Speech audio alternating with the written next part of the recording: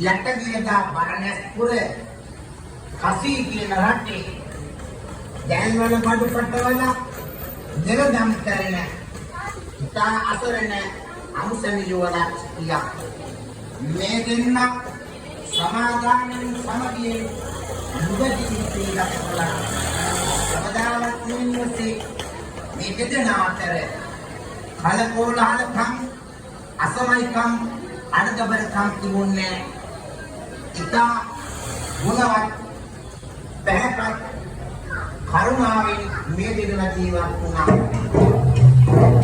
දිරුණ ආදරයෙන් නොවේදින දිනට මෝරන්නේ කරුණ පිළිල සැමියාට දාවිෙන් කරනන්නේ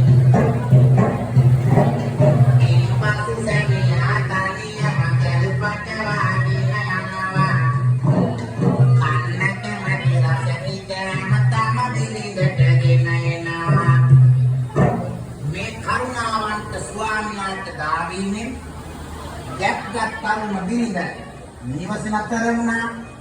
ඉන්පසු මේ තරුණ ස්වාමියා තමයි දැල්වල බඩු පටවාගෙන ගොස් තමන්ගේ දයාපර බිරිඳට අන්නාස කැමති දේවල් ගෙනත් දෙනවා. දරුවැට කුසලේ තරමින් දස කටම